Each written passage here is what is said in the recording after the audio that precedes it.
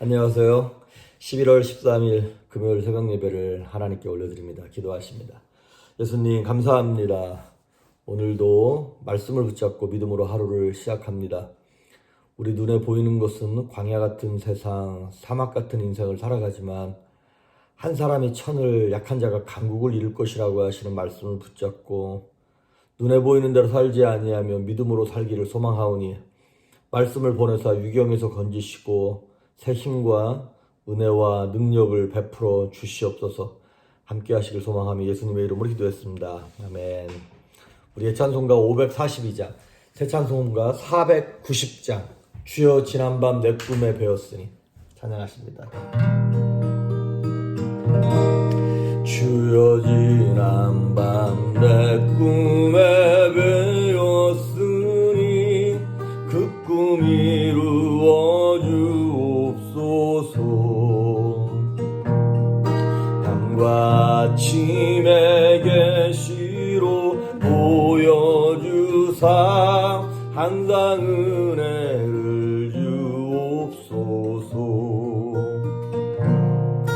나의 놀라운 꿈 정녕 남이 끼는 장차 큰 은혜 받을 표니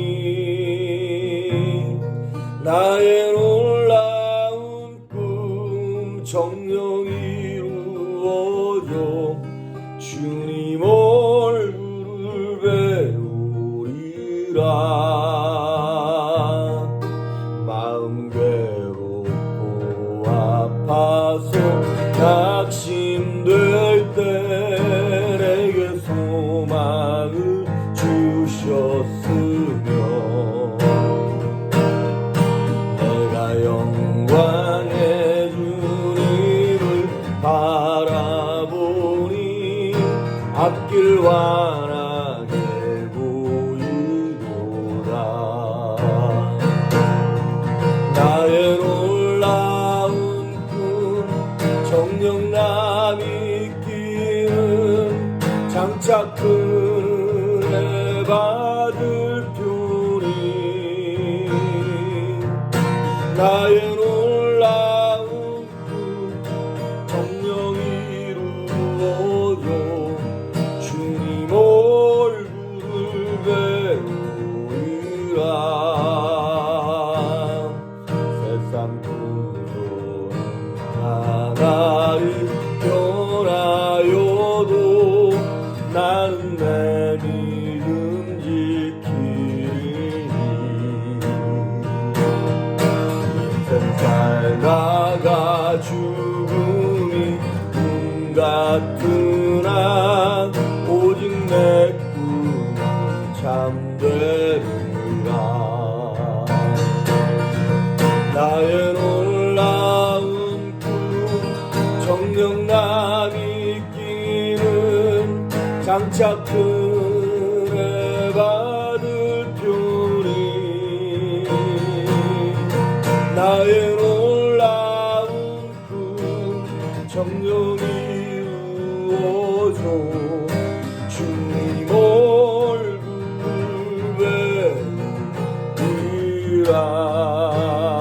배우리라. 오늘 우리에게 주시는 말씀은 마태복음 7장 15절에서 27절까지입니다. 15절부터 마지막 절 29절까지 읽겠습니다. 마태복음 7장 15절에서 29절까지 제가 봉독해 올립니다. 거짓 선지자들을 삼가라. 양의 옷을 입고 너희에게 나오나 속에는 노략질하는 일이라.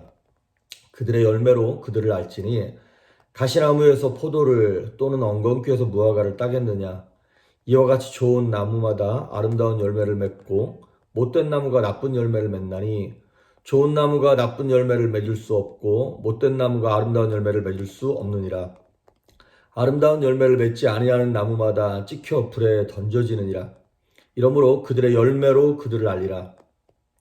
나더러 주여 주여 하는 자마다 다 천국에 들어갈 것이 아니요 다만 하늘에 계신 내 아버지의 뜻대로 행하는 자라야 들어가리라. 그날에 많은 사람이 나더러 이르되 주여 주여 우리가 주의 이름으로 선지자 노릇하며 주의 이름으로 귀신을 쫓아내며 주의 이름으로 많은 권능을 행하지 아니하였나이까 하리니 그때 내가 그들에게 밝히 말하되 내가 너희를 도무지 알지 못하니 불법을 행하는 자들아 내게서 떠나가라 하리라. 그러므로 누구든지 나의 이 말을 듣고 행하는 자는 그 집을 반석 위에 지은 지혜로운 사람 같으리니 비가 내리고 창수가 나고 바람이 불어 그 집에 부딪히되 무너지지 아니하나니 이는 주추를 반석 위에 놓은 까닭이요 나의 이 말을 듣고 행하지 아니하는 자는 그 집을 모래 위에 지은 어리석은 사람 같으리니 비가 내리고 창수가 나고 바람이 불어 그 집에 부딪힘에 무너져 그 무너짐이 심하니라. 예수께서 이 말씀을 마치심에 무리들이 그의 가르치심에 놀라니 이는 그 가르치시는 것이 권위 있는 자와 같고 그들의 서기관들과 같지 아니함일러라. 아멘. 이제 산상수훈의 마지막 이제 내용을 오늘 말씀을 드립니다. 그러니까 결론 같은 거예요. 그러니까 우리 어제도 말씀드렸던 것처럼 뭐냐면 산상수훈의 결론은 무엇이냐면 좁은 문과 넓은 문이 있다. 좁은 길로 가라는 거죠. 그리고 오늘 이제 15절부터 나오는 나쁜 나무가 있고 좋은 나무가 있다. 좋은 열매를 맺어야 된다. 그리고 나더러 주여 주여 말만 하는 자들이 있고 주의 뜻대로 행하는 자들이 있다. 그리고 너희는 지혜로운 자가 되어야지 어리석은 자가 되어서 모래 위에도 집 짓지 말아라. 반석 위에 집을 지어라. 이런 은유의 말씀들로 비유를 들어서 마지막 결론을 내리시는 거예요.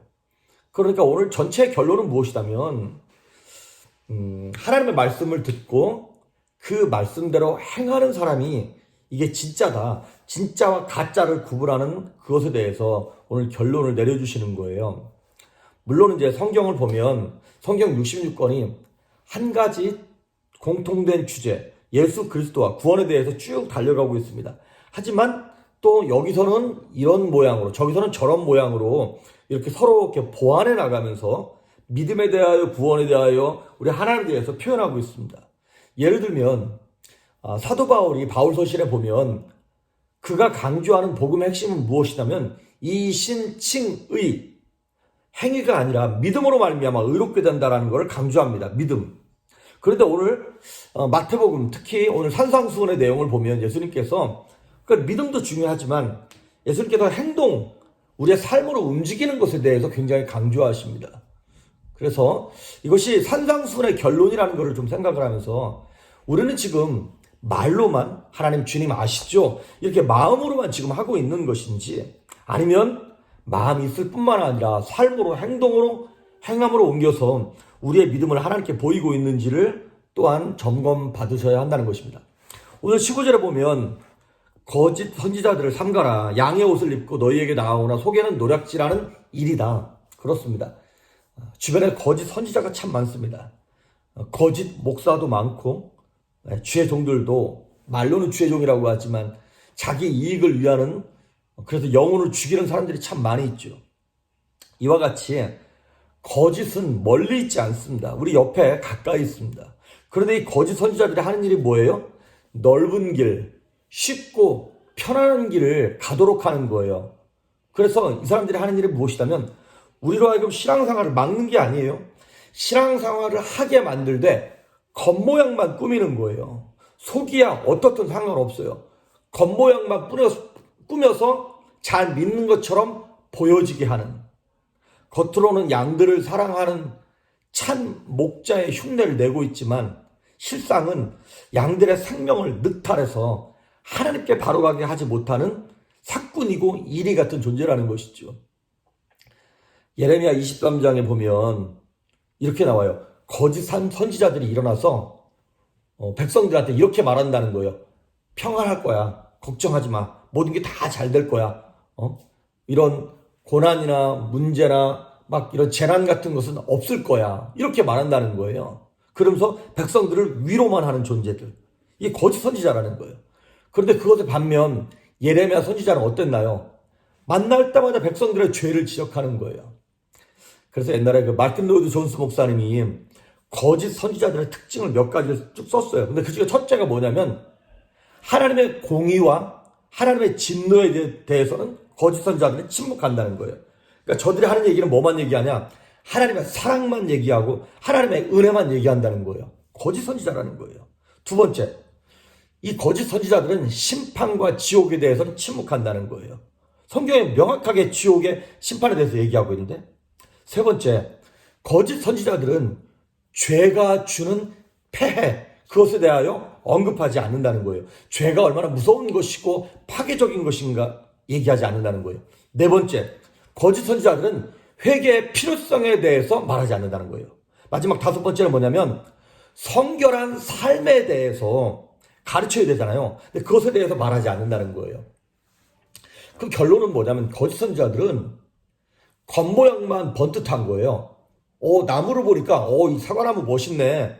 이 감나무 참 좋겠네. 그런데 나중에 추수할 때 가서 보니까 열매가 없는 삶을 부추기는 것. 이것이 거짓 선지자라는 거예요. 그런데 여러분, 오늘 19절에도 보시면 아시겠지만 아름다운 열매를 맺지 아니하는 나무마다 찍혀 불에 던져지느니라. 예, 열매 없으면 불에 던져버리겠다, 찍어버리겠다는 거예요. 20절에도 보니까 이러므로 그들의 열매로 그들을 알리라.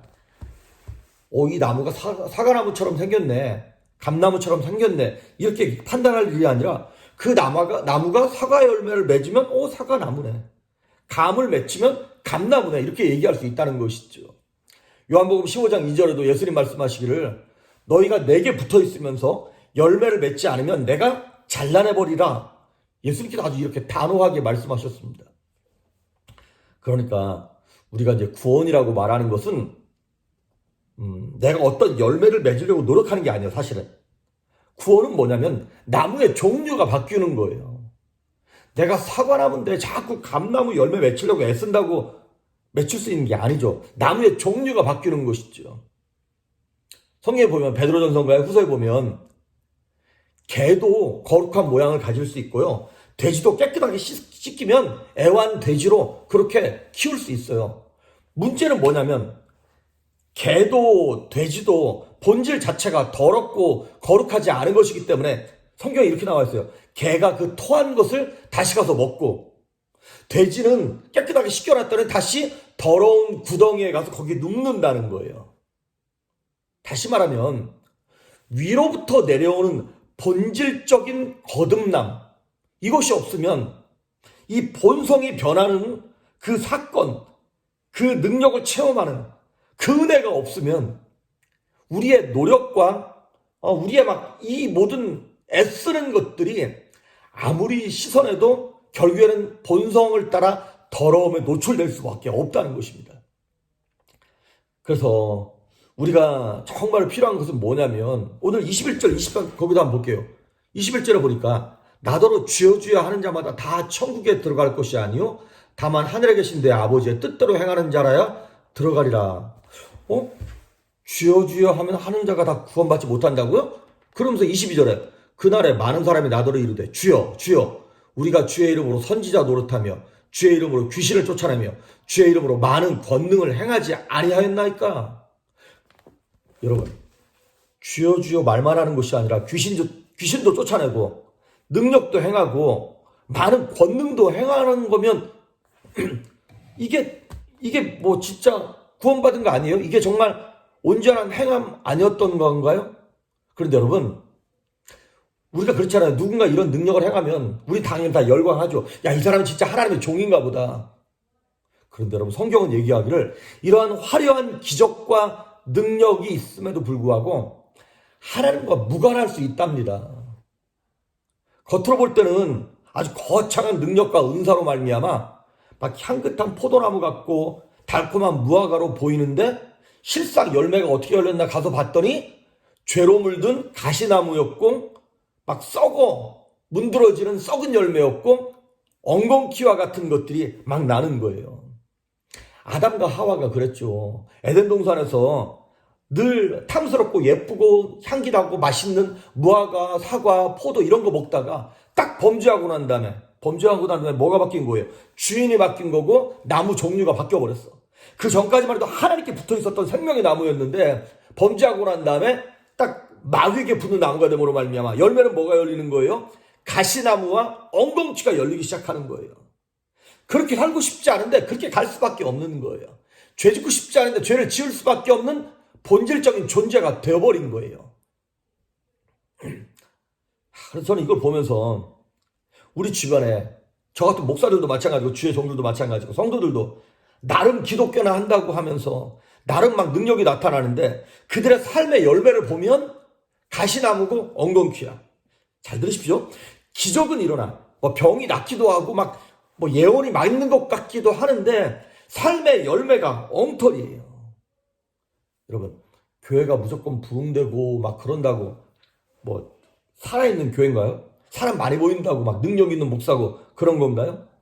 여러분, 사람 많은 모이는 걸로 따지면 신천지 이만희 그런 새끼가 제일 많이 모여요.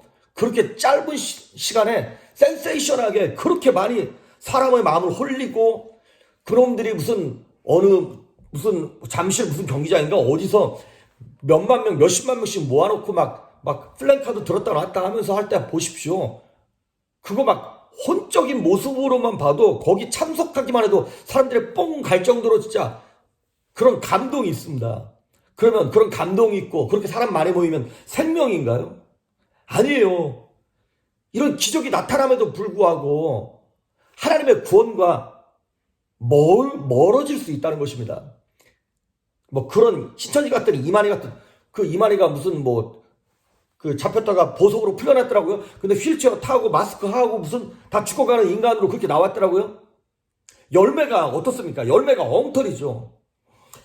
그분이 이단이니까 그렇다 치고 이단이 아님에도 불구하고 정통 교회 안에 들어왔는데도 불구하고 그럴 수 있는 목사, 그럴 수 있는 선교사 있을 수 있나? 예, 있을 수 있습니다. 나 그 사람 통해서 은혜 받았는데? 여러분 잘 들으십시오.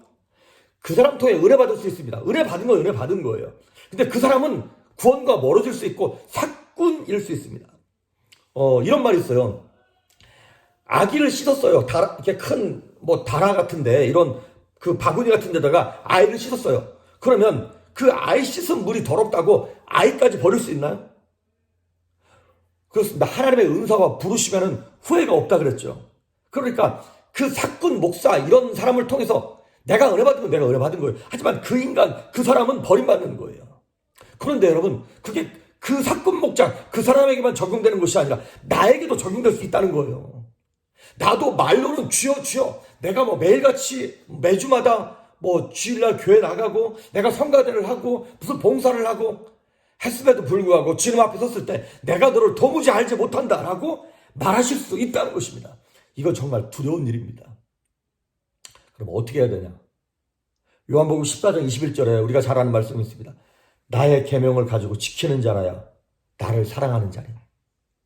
여러분 오늘 21절에도 보니까 나더러 주여 주여 하는 자마다 다 이게 하나님의 그 종이 아니라는데 도대체 그러면 나의 계명을 가지고 지키는 자, 하나님의 계명은 무엇이며 하나님의 뜻은 도대체 무엇인가?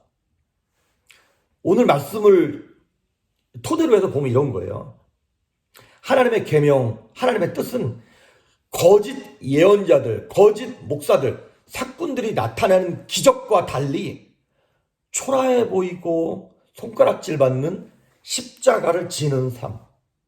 그게 하나님의 뜻, 그게 하나님의 계명이라고 하는 것입니다. 그래도 우리가 좋은 열매 맺는 좋은 나무가 되려면 어떻게 해야 되는 거냐? 자기를 부인하고 내 십자가를 지고 그리스도를 주로 받아들이는 그 사건이 명확하게 있고 날마다 나를 돌아봐야 날마다 내 십자가를 지고 주를 따라가는 것입니다. 그것이 바로 오늘 얘기하고 있는 모래 위에 지은 집이 아니라 반석 위에 지은 집이라고 하는 것입니다. 흔들리지 않는. 여러분 모래 위에 지은 집이나 반석 위에 지은 집이나 겉모양은 어떻습니까? 똑같습니다. 겉으로 볼 때는 이 사람이나 이 사람이나 다 예수 믿는 사람이고 하나님의 사람이에요. 차이는 언제 나타나는 거예요? 거기 보면 이렇게 나와 있어요. 25절 비가 내리고 창수가 나고 바람이 불어 그 집에 부딪히되 무너지지 아니하나니. 비가 오고 창수 홍수가 나고 바람이 불고 고난이 닥치고 삶의 어떤 딱 크리티컬 모멘트에 딱 됐을 때 가짜와 진짜가 나뉘어진다는 것입니다. 여러분 바람 불면 표시납니다. 비 올 때야 그거 알아볼 수 있습니다. 이 사람이 자기 이익을 위해 사는 사람인지 하나님의 영광을 위해 사는 사람인지 자기 이익을 위하여 믿음을 포기하는 사람인지 내 이익이 침해받더라도 주를 붙잡고 가는 사람들인지. 십자가는 흔들리지 않고 열매를 이렇게 맺는 그런 사람들이 이렇게 지고 갈 때 결국에는 반석 위에 세운 집이 되는 것입니다. 예수님께서 이 말씀을 딱 하셨을 때 오늘 많은 사람들이 29절에 이렇게 얘기했어요. 이는 그 가르치시는 것이 권위 있는 자와 같고 그들의 서기관들과 같지 아니함이더라. 서기관들과 바리새인들은 어떤 사람들이었는데요? 모래 위에 지은 집처럼 평상시에는 괜찮아 보였어요. 근데 그들의 열매를 보니까, 그들의 속마음을 열어보니까 그들이 어려움을 당하고 고난을 당하고 죽은 이후에 딱 뚜껑을 열어보니까 썩은 데가 폴폴 나는 거예요. 그렇습니다.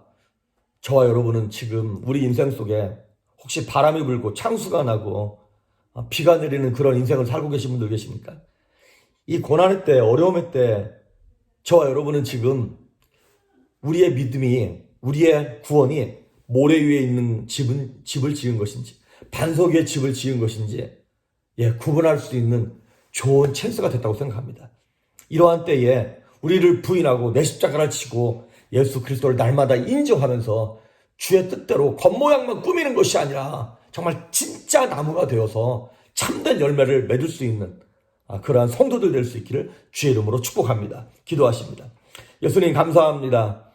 우리 삶에 고난이 닥치고 어려움이 닥쳐봐야 내가 진짜인지 가짜인지를 구분할 수 있는데 행여나 우리 삶 가운데 오는 그 고난을 정말 믿음으로 견뎌내게 하시고 이겨내게 하셔서 주님께서 원하시는 성령의 열매, 믿음의 열매를 잘 맺어 승리할 수 있는 성도들 될 수 있도록 은혜를 베푸시며 긍휼을 베푸시고 동행하여 주시옵소서. 감사드리고 예수님의 이름으로 기도했습니다. 아멘.